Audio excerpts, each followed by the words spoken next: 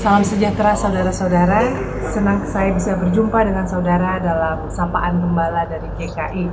Saudara-saudara, bagaimana keadaan Anda? Bagaimana keadaan pikiran Anda? Apakah hati Anda gembira, pikiran Anda sejahtera? Saudara-saudara, di tengah keadaan seperti sekarang, di tengah pandemi COVID-19 ini, kadang-kadang bukan hanya kondisi fisik kita yang perlu dikhawatirkan, tetapi kondisi mental kita, pikiran kita yang seringkali dikuasai oleh hal-hal yang tidak positif, tidak membangun, sehingga itu juga membuat hidup tidak bisa kita nikmati, tidak bisa kita hargai. Nah, saudara-saudara, pikiran kita ini adalah bagian dari roh, dari dimensi tubuh, jiwa, dan roh, maka pikiran adalah bagian dari roh kita sebagai manusia. Nah, ketika roh kita menjadi lemah, maka tentunya bagian-bagian lain tubuh dan jiwa pun juga menjadi terganggu. Pikiran dapat digunakan untuk membunuh bahkan saudara-saudara ketika pikiran itu tidak digunakan dengan baik.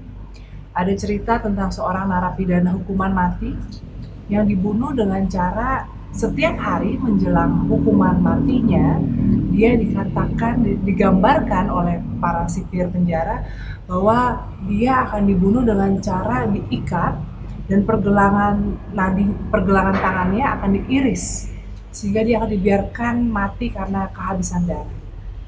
Nah, saudara-saudara, pada hari eksekusi itu dengan mata tertutup dia dibawa ke ruang hukuman, kedua tangannya diikat dan kemudian dilakukan ada sesuatu yang digoreskan di tangannya, dan tidak lama kemudian narapidana itu pun meninggal dunia. Tapi saudara-saudara, sebetulnya yang digoreskan ke tangannya adalah karton yang tebal, bukan silet, bukan pisau, bahkan bukan besi. Lalu kenapa narapidana itu bisa mati? Karena dia mengalami gagal jantung. Karena setelah sekian lama dia diprogram untuk percaya bahwa dia akan dibunuh dengan cara demikian, maka dia dikuasai oleh ketakutan sehingga pada hari hukumannya dia begitu takut sehingga jantungnya gagal berfungsi.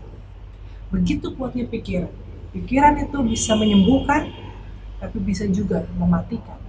Oleh karena itu sangat penting untuk kita memiliki pikiran yang positif, pikiran yang jernih, sehingga jiwa kita selalu dipenuhi dengan sukacita dan tubuh kita pun juga menjadi sehat.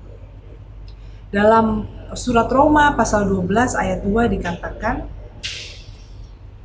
"Janganlah kamu menjadi serupa dengan dunia ini, tetapi berubahlah oleh pembaruan budimu, sehingga kamu dapat membedakan manakah kehendak Allah, apa yang baik, yang berkenan kepada Allah, dan yang sempurna."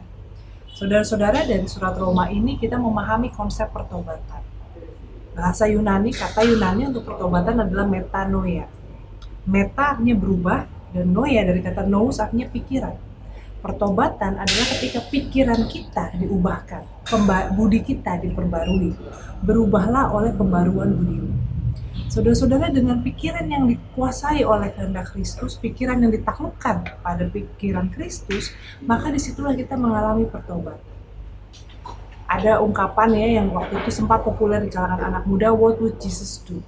Apa yang akan Yesus lakukan kalau dia berhadapan dengan teman yang ngajak bolos, teman yang ngajak nyontek, dan sebagainya dan sebagainya.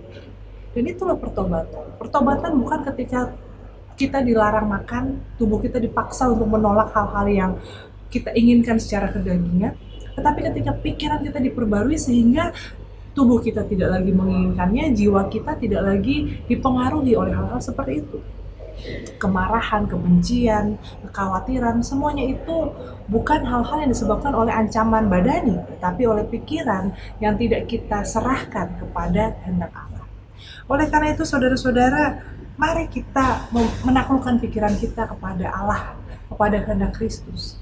Seperti surat Filipi pasal 4 ayat 8 katakan, "Jadi akhirnya saudara-saudara, semua yang benar, semua yang mulia, semua yang adil, semua yang suci, semua yang manis, semua yang sedap didengar, semua yang disebut kebajikan dan patut dipuji, pikirkanlah semuanya itu."